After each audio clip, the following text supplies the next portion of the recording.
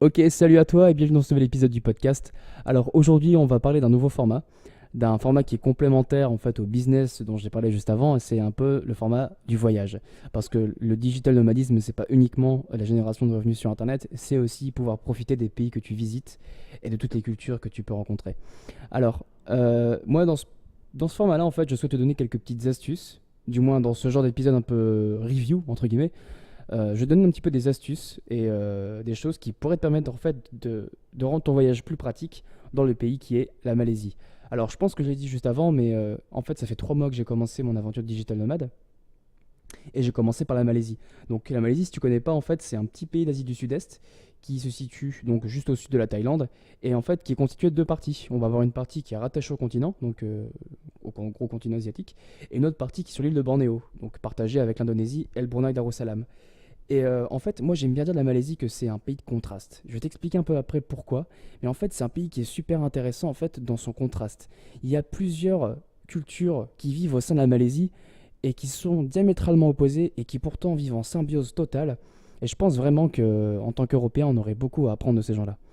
Mais on va en parler un peu plus tard. Alors, il faut savoir déjà que le Malaisie, c'est un pays qui est super accessible dans le sens où si demain tu as envie de partir en Malaisie, bah écoute, prends ton billet et puis c'est tout. T'as pas besoin de faire de visa ou ni quoi que ce soit. T'arrives et en tant que Français, donc après je connais pas le reste pour les autres ressortissants européens, mais en tout cas pour un Français, c'est t'arrives, tu poses ton passeport, on te tamponne, t'as 90 jours, c'est gratuit et puis c'est parti. Enfin franchement c'est super pratique.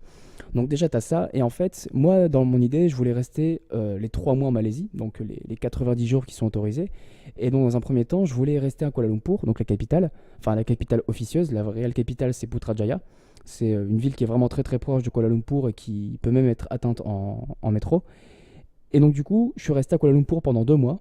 Donc j'ai loué un appartement et donc je suis resté là-bas pour travailler. Et en fait, pendant le dernier mois de mon visa, en fait, j'ai fait un petit road trip en Malaisie où j'ai fait tout le tour de la Malaisie péninsulaire. Alors déjà, comment j'ai fait pour trouver un appartement? Ça s'est fait, mais alors c'était vraiment super simple. Déjà, il faut savoir que moi, je n'avais aucune expérience là-dedans. Enfin, j'avais juste eu un appartement en résidence universitaire juste avant de quitter l'île, parce que je viens de l'île. Et donc, en fait, j'avais jamais loué d'appartement pour moi tout seul. Et donc, du coup, je suis assez fier de l'avoir fait à l'étranger pour la première fois. Donc, c'est un peu la classe. Et donc, du coup, en fait, j'ai loué un Airbnb pendant une semaine dans une grande bâtisse. Donc c'est un type de logement qui est assez réputé en Asie, c'est ce qu'on appelle un condominium. Un condominium, en fait, c'est un grand bâtiment qui comporte plein d'appartements et qui dispose en fait de services communs. Donc par exemple, on va avoir la piscine, on va avoir la salle de musculation, on va avoir une conciergerie, on peut même avoir une laverie. Et donc en fait, tout ça, c'est la disposition en fait de tous les résidents. Et donc c'est ce qu'on appelle un condominium. Donc je suis resté une semaine dans un appartement en condominium et j'ai demandé au propriétaire, bah écoute, comment est-ce que je pourrais faire pour trouver un appart? Il m'a dit, bah écoute, c'est simple, tu vas juste au rez-de-chaussée et au niveau des boîtes aux lettres, en fait, il y a genre un panneau où il y avait écrit un petit peu toutes les annonces pour les locations d'appartements. Donc en fait, j'ai récupéré tous les numéros et donc j'ai commencé à appeler tous les proprios et puis j'ai fait les visites de plusieurs appartements dans le même bâtiment parce qu'en fait, je trouve que la localisation était super. Et donc du coup, j'ai trouvé mon appartement, donc je le payais 400 euros par mois. Donc en fait, ça peut paraître un peu beaucoup pour la moyenne qu'il y a ici en Malaisie, mais vraiment, j'avais vraiment un service de dingue. Enfin, genre, j'avais la salle de muscu, la piscine, j'étais littéralement à un ascenseur de pouvoir faire mes courses, et puis également, j'étais à 3 minutes d'une station de métro, donc vraiment, ça valait le coup. Donc en fait, je suis resté là-bas pendant 3 mois, pardon, pendant 2 mois, où j'ai travaillé, et en fait, ça, on en parlera un peu plus tard, mais le fait de travailler dans son milieu de vie, bah, c'était quand même une expérience que je ne referai plus. C'était une de mes erreurs parce qu'en termes de productivité, eh bah, tu prends quand même un coup. Mais là n'est pas le sujet, on en parlera plus tard. Alors oui, tout à l'heure je disais que la Malaisie c'est un pays de contraste et en fait je vais t'expliquer pourquoi. Moi il y a un truc qui m'a surpris quand je suis arrivé ici en Malaisie. C'est alors déjà il y a un truc qui m'a fait délirer, c'est le délire qu'ils ont avec les centres commerciaux. Enfin ici c'est carrément une religion. Il y en a partout, ils ont plein de noms différents, ils sont juste géants. T'en as qui peuvent faire 10 étages. Enfin, moi, j'avais jamais vu ça avant. Et vraiment, ça m'a impressionné le nombre de centres commerciaux qu'ils ont ici. Et donc, en fait, je me baladais dans un des milliers de centres commerciaux que Kuala Lumpur possède. Et en fait, dans le même chemin, tu voyais une femme d'apparence chinoise qui était vraiment mais, vêtue de vêtements très très très courts enfin presque rien, tu vois. Et juste à côté d'elle, en fait, tu voyais une autre personne, donc vraiment d'origine malaisienne, et qui était voilée. Et donc ça, pour le coup, ça m'a un peu choqué parce que je sais que la Malaisie, c'est un pays qui est donc à majorité musulmane. Et, euh, et donc vraiment, c'est quelque chose qui m'a un peu surpris. Et donc en fait, il faut savoir que la Malaisie, elle est divisée en trois ethnies. On va avoir donc l'ethnie, on va dire entre guillemets malaisienne, hein, donc les gens qui sont là depuis des plusieurs dizaines de générations, qu'on appelle les Orang Asli, et donc qui sont en majorité. Et donc on va avoir deux minorités. On va avoir les Sino-Malaisiens. Donc en fait, la Malaisie, elle a connu deux vagues de migration chinoise dans toute son histoire, et aussi des Indiens tamils. Donc en fait, il y a vraiment trois grosses cultures ici en Malaisie. Et donc du coup, on va avoir toute cette partie musulmane qui va être donc voilée, etc., qui vont respecter toute la doctrine de l'islam. Et on va avoir d'un autre côté les sino-malaisiens qui, eux, bah, donc, du coup, sont pour la majorité bouddhistes ou enfin, taoïstes, pardon. Après, je ne m'y connais pas trop dans cette religion-là. Et, euh, et vraiment, en fait, j'en parlais avec les propriétaires de mon appartement, et en fait, les deux ethnies vivent, mais dans la paix la plus totale. Il se peut que des fois, ils se chamaillent. Ils se mélangent très peu, par contre, mais ils vivent vraiment en paix, les deux. Il y a deux grosses religions qui sont vraiment très différentes et il n'y a aucun problème entre les deux. Et donc ça, je trouve que c'était vraiment un contraste qui était assez fort. Et aussi un autre contraste, parce qu'en fait, la Malaisie, c'est un pays qui est du coup très tolérant et qui ne l'est pas du tout d'un autre côté. En fait, si tu es musulman en Malaisie, tu es, comment dire, alors je sais plus si c'est comment dire un texte de loi ou je sais plus, mais par exemple tu as la charia qui s'applique aux musulmans en Malaisie. Par exemple, si un musulman est vu en train de boire de l'alcool, sa peine ça va être 6 coups de fouet et 1 an de prison. Tandis que de l'autre côté, tu vas avoir les sino-malaisiens qui sont les seuls à pouvoir posséder les licences pour vendre de l'alcool, tu sais. Et eux, quant à eux, bah, ils peuvent boire de l'alcool et puis ils n'ont aucun problème. Donc en fait, tous les musulmans sont soumis à la charia et les autres ethnies, les autres religions ne le sont pas. Donc vraiment, tu vois, peut-être que tu comprends à travers mes mots, mais c'est vrai que c'est un pays qui est vraiment contrasté en fait. Mais c'est ce qui donne un peu le charme du pays et c'était super intéressant. Et donc du coup, ce qu'il faut savoir de la Malaisie aussi, c'est qu'au niveau de la bouffe, du coup, moi je suis un fan de bouffe, je bouffe, enfin, c'est ma religion, c'est ma propre religion la bouffe. Et en fait, c'est un truc de dingue, parce que du coup, tu vas voir les Indiens tamils qui rapportent en fait leurs propres produits locaux et leurs propres plats typiques. Tu vas voir les Sino-Malaisiens qui ont eux aussi leur propre culture gastronomique, et aussi tu vas avoir les Malais, les Orang Asli, qui ont leur propre culture gastronomique aussi. Donc en fait, t'as une mixité de bouffe complètement mais abusée. Et donc du coup, si t'aimes la nourriture, bah écoute, je t'invite à venir ici parce que tu vas bien t'amuser. Et donc du coup, c'est génial parce que tu vois, t'as plein de restaurants de de différentes cultures, et c'est trop cool. D'ailleurs, si tu viens un jour en Malaisie, il faut vraiment que tu tentes ce qu'ils appellent des food courts. Donc c'est vraiment des endroits, c'est comme tu dirais des cantines locales, où en général ce sont des endroits qui sont assez ouverts. Et donc tu viens, tu t'installes, et puis limite, donc des fois tu as des trucs en self-service, des fois c'est pas du self-service. Mais c'est vraiment là en fait où tous les Malais vont manger. Et c'est vraiment là où, en fait, où tu peux avoir l'âme du pays, où tu vois les gens qui discutent entre eux. Et c'est vraiment cool. Et vraiment, si tu viens en Malaisie, je te conseille de faire ça. Après, donc, encore au niveau de la bouffe, alors ça, par contre, ce sera pas juste un conseil, mais ce sera un ordre. Je t'ordonne de goûter le nasi lemak. Alors, le nasi lemak, enfin, c'est le plat typiquement malais, mais c'est un truc de dingue. Mais pourtant, c'est tellement simple. En fait, c'est du riz qui est cuit dans du lait de coco et qui est servi avec ce qu'ils appellent donc du sambal. C'est une sauce rouge qui est composée de citron vert, de crevettes et de piment. Donc, c'est un petit peu relevé. Ensuite, derrière, tu as des genres de cacahuètes, enfin des oléagineux. Tu as des anchois séchés et puis un morceau de viande. Donc, ça va être un morceau de poulet ou un morceau de bœuf ou même du poisson. En général, accompagné d'un demi-œuf dur. Pardon. Et donc du coup, ça c'est un super plat, faut vraiment que tu goûtes si tu viens ici. Alors ensuite, dans les petits conseils que je pourrais te donner, si toi un jour tu as envie de venir en Malaisie, c'est tout se fait en cash ici. Alors ça c'est un truc qui m'a aussi surpris parce qu'en France, on a un petit peu la carte de crédit qui nous glisse souvent des doigts. Enfin, on a pris souvent l'habitude de payer avec la carte bleue parce que maintenant on a sans contact. Donc du coup, tu as juste à poser ta carte sur la machine et puis tu vois, tu as payé. Mais ici, vraiment, beaucoup de choses se fait par cash. Donc vraiment, et puis donc si tu viens ici, demande tout le temps si tu es un habitué de la carte, si le restaurant prend la carte. Tu vas voir qu'en général la réponse va être non. Puis même des fois carrément ils marquent carrément cash only sur leur caisse enregistreuse. Donc au moins tu vois c'est clair. Donc ils font beaucoup de choses en cash. Et aussi, ça c'est complètement gratuit, mais si tu viens en Malaisie, notamment à Kuala Lumpur, dans les grandes villes, prends l'application Grab. Donc en fait, Grab c'est le Uber en fait d'Asie du Sud-Est, hein, je crois. Je crois que c'est un peu dans tous les autres pays, mais c'est super et c'est encore, mais c'est 13 fois moins cher que Uber. Vraiment, des fois, je traversais littéralement des villes pour 2 euros. Je demandais d'aller d'est en ouest dans une ville, c'était facturé 2 euros, quoi. Enfin, c'est complètement dingue. Et aussi, du coup, on va rentrer dans ce sujet-là, c'est le coût de la vie en Malaisie. Alors vraiment, c'est pour un Européen, et en plus surtout que moi, c'est mon premier pays d'Asie du Sud-Est, donc vraiment, j'étais sur le cul en fait en regardant les prix, parce que c'est absolument pas cher. C'est complètement dingue.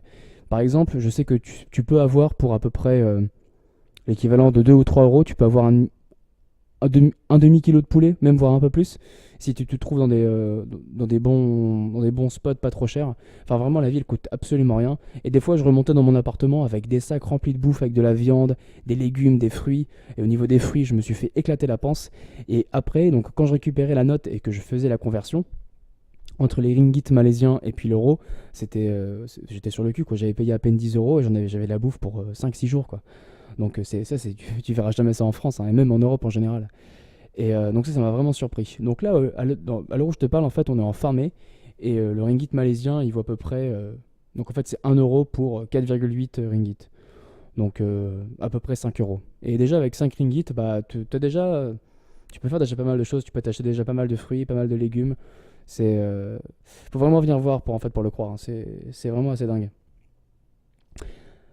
Donc du coup, après ce que j'ai fait, c'est que j'ai fait mon petit trip donc dans la Malaisie, dans la Malaisie péninsulaire, et donc j'ai pu un petit peu goûter à toutes ces différences de culture qui se situent en Malaisie. Donc en fait j'ai fait un tour. Donc j'ai démarré de Kuala Lumpur, j'ai voulu partir vers le sud, donc de la ville de Malacca. C'est une ville que je te recommande fortement si tu viens en Malaisie. Malacca, c'est une ville qui est magnifique. Et en fait, c'est une ville qui est historique parce que déjà, elle est très vieille et ça a été un des ports principaux d'Asie pendant très longtemps, je ne sais plus en quelle année, mais c'était un petit moment quand même. Mais en fait, cette ville-là, elle a connu plein d'occupations. Elle a connu une occupation portugaise, une occupation néerlandaise et une occupation anglaise. Donc en fait, si tu veux, c'est c'est c'est difficilement descriptible en fait. Tu as encore des vieux bâtiments de guerre, avec des forts, avec même des vieux canons. Et c'est super intéressant. Surtout qu'en fait, Malacca, c'est un endroit où il y a eu une dispute entre les Malais de l'époque et les Portugais qui occupaient l'endroit à l'époque, enfin, qui occupaient l'endroit. Et en fait, les Malais avaient demandé de l'aide aux Chinois de venir sortir les Portugais. Et donc, en fait, les Chinois sont venus aider les Malais à cette époque pour sortir les Portugais. Et les Chinois sont restés en Malaisie. Ça a été la première vague d'immigration. Et donc, du coup, à Malacca, tu as plein de bâtiments bouddhistes, taoïstes. C'est assez intéressant. Après, je suis descendu à Johor, donc, qui est la ville frontalière à Singapour, donc dans la région de Johor, qui porte le même nom. Et donc en fait là je suis resté pas très longtemps parce que c'est pas une ville que j'ai vraiment beaucoup appréciée. Parce qu'au début je m'étais dit bon ça va être cool, je vais pouvoir voir Singapour depuis comment dire depuis le front de mer. Mais en fait non, parce qu'en fait ils mettent un énorme panneau métallique tout le long du front de mer de Johor. Donc ce qui nous empêche de ni voir la plage, ni voir le soleil et ni voir Singapour. Bah forcément ils ont mis ça j'imagine pour éviter l'immigration. Mais donc du coup ça gâche énormément le paysage. Et c'est pas une ville que j'ai beaucoup appréciée, un peu vide et pas très grande et très vide, pas grand chose forcément. Donc je te la recommande pas en fait. Puis en plus elle est réputée pour être la banlieue de Singapour. Donc c'est pas un endroit qui est mal famé. D'ailleurs la Malaisie c'est un pays où je me suis jamais senti en insécurité. Ça c'est super important parce que je voyage seul. Bon même si je suis un mec, bon voilà, c'est-à-dire que quand je me balade le soir tard dans les rues, bah vraiment j'ai jamais eu peur parce que ce sont des pays qui sont tellement vivants et même la nuit qu'il y a toujours quelqu'un quelque part. Donc tu te sens pas vraiment en insécurité. Et ça c'est vraiment un gros point fort du pays.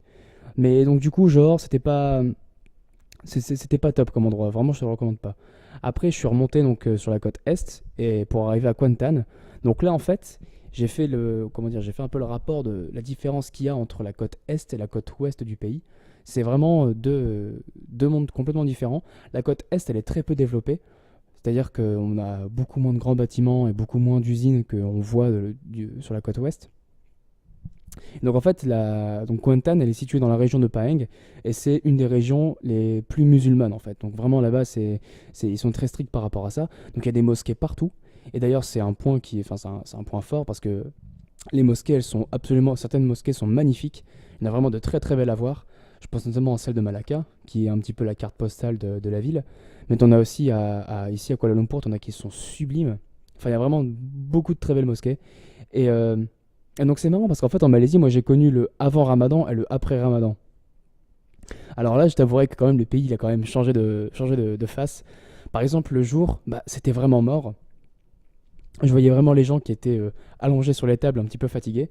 Et le soir, par contre, c'était ripaille. Tout le monde était en train de manger, en train de rigoler. Enfin, c'était assez intéressant. Et en plus, ce qui était super, c'est que du coup, ils ouvrent en fait des petits marchés presque nocturnes juste avant l'iftar. Donc l'iftar, c'est le repas avant c'est le repas qui casse le jeûne, pardon. Et, euh, et du coup, en fait, ils font des énormes marchés de bouffe qui s'étalent sur des dizaines de mètres. Et donc, c'est assez génial et ça vaut vraiment le coup d'être fait. Et une fois que j'ai fait ça, en fait, je suis parti, donc je suis retourné sur la côte ouest, sur l'île de Penang. Et en fait, Penang, c'est la seule région de Malaisie où les Sino-Malaisiens sont en majorité. Et donc là, forcément, ça change complètement d'ambiance. Là, on est plus dans une ambiance un peu festive, un peu alcoolisée.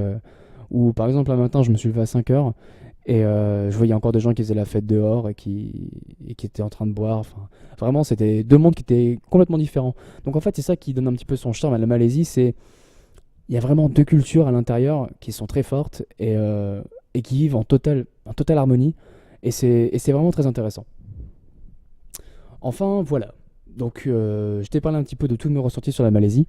Il y a encore énormément de choses à dire. Donc là, tout de suite, je sais pas si j'en ai oublié, peut-être. Mais en tout cas, ce qu'il faudrait que tu retiennes de la Malaisie, c'est que déjà de un, c'est un pays qui est facilement accessible, qui est pas cher.